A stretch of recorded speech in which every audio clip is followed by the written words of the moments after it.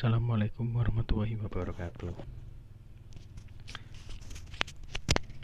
Di sini saya Muhammad Afina Fakih dari kelas Manajemen Sumber Daya Manusia Internasional C, NIM B1180467 akan mereview jurnal dari bab 8 sampai bab 10.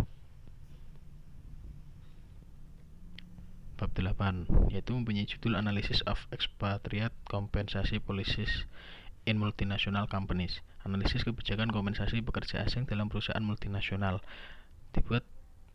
Jurnal ini dibuat pada tahun 2019 oleh Yosua Francisco, Yeni Absah, Baby Karina, Fauzia Sembiring. Direview pada tanggal 16 Juni 2021.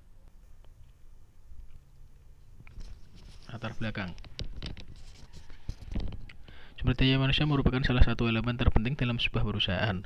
Pola pikir global yang berpikiran luas dan terbuka sangat bermanfaat bagi perusahaan. Perusahaan dapat menilai suatu masalah dari semua aspek dan semua akan melihat bahwa perusahaan dapat menerima masukan dan kritikan.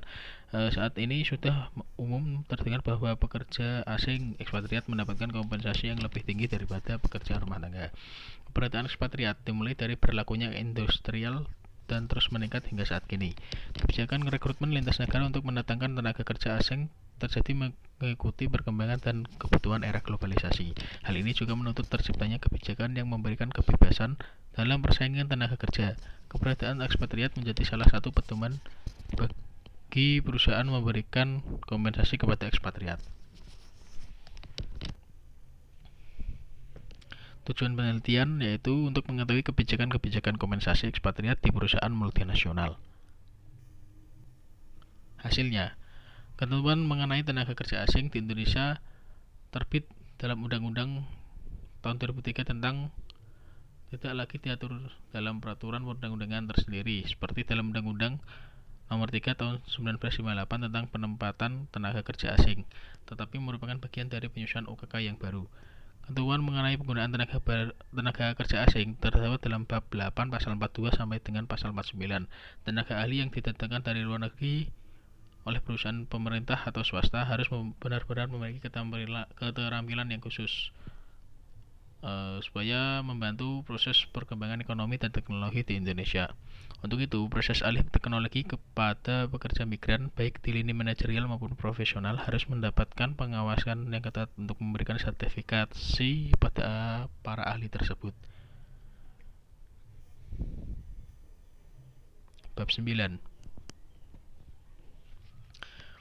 yang berjudul Revisiting the Expatriate Failure Concept, a Qualitative Study of Scandinavian Expatriate in Hong Kong, meninjau kembali konsep kegagalan pekerja asing, sebuah studi kualitatif pekerja asing orang-orang Skandinavia di Hong Kong. Jurnal ini dibuat pada tahun 2018 oleh David S.A. Gutermsena, Anne-Marie Francisco, Malcolm K. Chapman, direview pada tanggal 17 Juni 2021. Latar belakang. Ekspatriat adalah kelompok karyawan yang paling mahal di perusahaan multinasional. Mereka menerima kompensasi yang tinggi dan banyak penelitian menunjukkan bahwa mereka sering gagal menghasilkan lebih tinggi biaya keuangan, dampak psikologis negatif pada ekspatriat dan anggota keluarga mereka, dan ancaman terhadap reputasi organisasi dan kegiatan yang sedang berlangsung. Tantangan yang berkaitan dengan pemindahan orang antar negara dan budaya membuat manajemen ekspatriat menjadi tugas penting bagi perusahaan internasional. Oleh karena itu, penting untuk pengelolaan dan memahami kegagalan ekspatriat sebagai fenomena sosial untuk perbaikan kehidupan sosial dan perusahaan ekspatriat dan bagi peneliti yang mempelajari masalah ini.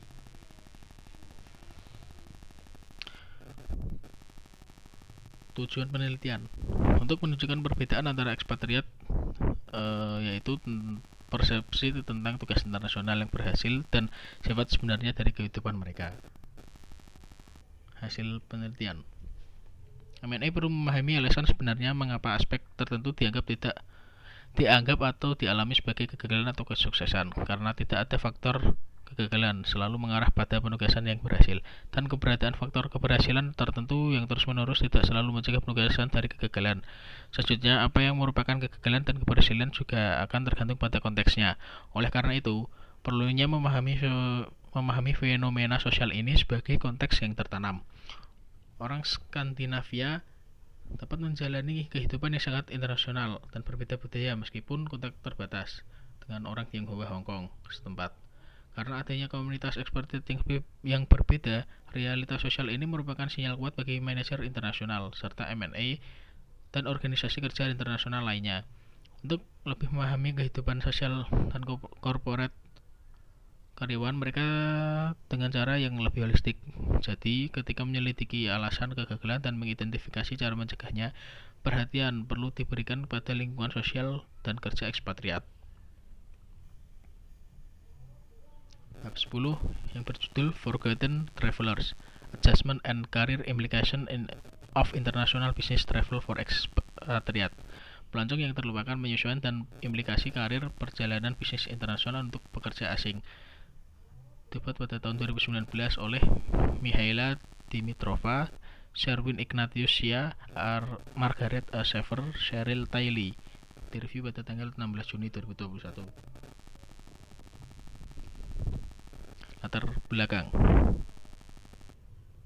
Selama beberapa dekade, penelitian tentang karyawan global telah difokuskan pada ekspatriat, karyawan yang pindah secara internasional ke negara tuan rumah untuk waktu lama.